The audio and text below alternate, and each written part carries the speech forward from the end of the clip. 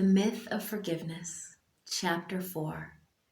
Waking up with the sunrise was one of her favorite things to do when she visited the cottage. She went looking for a book to read, but instead found an old photo album tucked behind the books on the shelf. Finding pictures of Nico and Nathan growing up, one she hadn't seen in all these years. Lauren had known all about their childhood, how they'd grown up under the shadow of their father's rage, alongside their mom's quiet despair, and the unspoken rule that what happens in this house stays in this house. She knew they'd grown up expected to keep all the family secrets.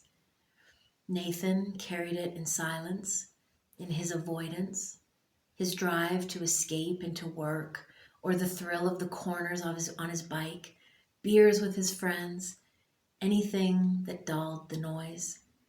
Nico carried it differently, into depth, into the shadows of late night conversations where pain could finally breathe.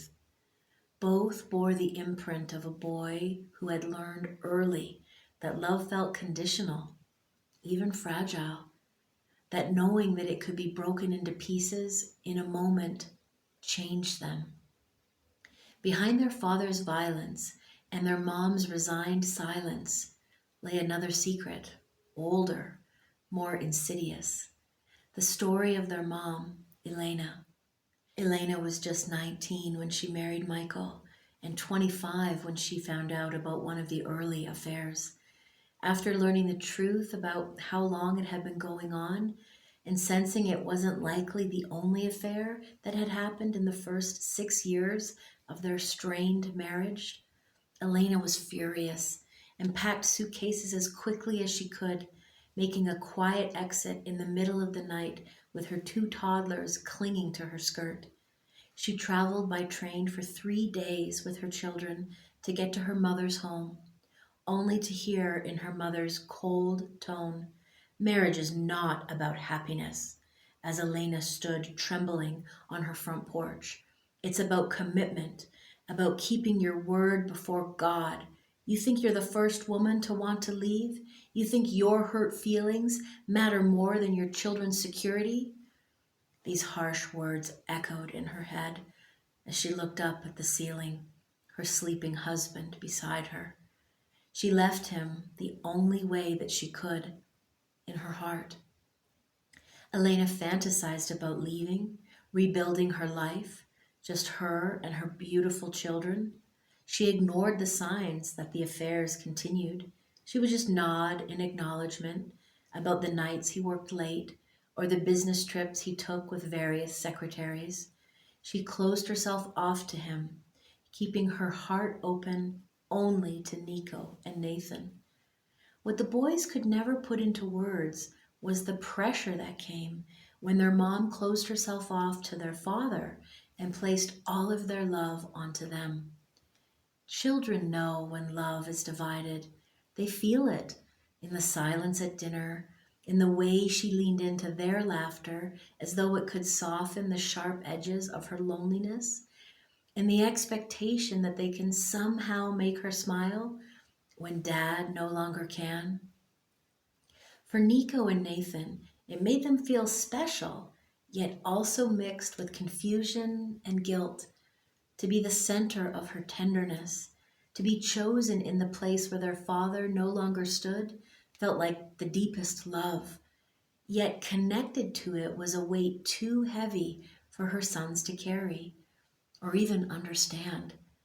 It asked them to grow up before their time, to stand in for what was missing between their mom and dad. Loyalty to their mom meant distance from their father. Every time they leaned toward her, they pulled further away from him, caught in a silent tug of war they didn't even know they were playing. The boys loved her fiercely, but in that devotion grew the seed of confusion, the quiet question that grew louder as they got older. Was closeness love, or was it choosing a side? Did turning toward one parent have to mean turning their back to the other? As they grew up, Elena liked it when they stayed up late watching movies beside her, talking about the storylines, and often confiding in them like friends instead of sons. At the time, Elena had no idea that this kind of closeness with her boys would ask them to become her soft place to land, when really they just needed their mom to be the one who encouraged them to be their boys so that they could grow in their own time. The lines between comfort and burden are always hardest to see in the moment. For Elena, those nights with her sons felt like closeness, like proof that love hadn't abandoned her entirely. For the boys, it became the air they breathed, familiar but heavy, shaping the way they carried themselves, quietly aware of the expectations. None of them could name it, the invisible trade of roles, the quiet way childhood was shortened, but it lived in the spaces between them, unseen but unforgettable. The cottage where Lauren now stood had been Elena's only sanctuary. Her husband had bought it grudgingly, a bone thrown to keep her from leaving, a fear he still secretly carried since she first discovered his string of affairs. Elena had spent every summer here, teaching her boys how to swim in the lake, to identify plants and trees, to find peace in the rhythm of nature. It was the only place she ever seemed truly alive, where glimpses of the woman she might have been flickered through the sunlight between the clouds. Of course, she kept it a secret, but Nico had been Elena's favorite, probably because he inherited her sensitivity, her ability to feel everything so deeply. She'd recognized it in him, the same dangerous capacity for love that had nearly destroyed her. Before she died, she pulled him aside and whispered, "Don't let them make you small, mijo. Don't let them convince you that feeling everything is some sort of curse. It's not. I promise you, it's not." By then, the family pattern was already set in motion. The thing about family secrets is you can shove them down, bury them deep, pretend they never happened, but they tend to leak.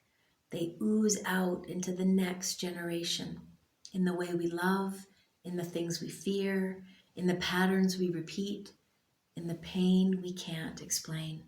It tends to be in the stuff nobody talks about, the betrayals, the losses, the shame. It shows up later in the marriages that fall apart, in the kids who feel like they were never enough, in the woman who can't stop apologizing until somebody finally says the thing out loud and refuses to carry it anymore. Lauren didn't know it yet, but she was now entangled in that old story, acting out a drama that had been long written before she ever met the Salazar brothers. The cottage held all of it: Elena's trapped dreams, her children's inherited wounds, the love stories that had been strangled before they could bloom. And now this cottage would witness one more chapter in the long, complicated history of the Salazar's family relationship with love, loyalty, and the cost of family secrets that never truly stayed buried. It tends to be the stuff nobody talks about, the betrayals, the losses, the shame. It shows up later in the marriages that fall apart, in the kids who feel like they were never quite enough, in the woman who can't stop apologizing until somebody finally says the thing out loud and refuses to carry it anymore. Lauren didn't know it yet, but she was now entangled in that old story, acting out a drama that had been written long before she ever met the Salazar brothers. The cottage held all of it: Elena's trapped dreams, her children's inherited wounds, the love stories that had been strangled before they could actually bloom.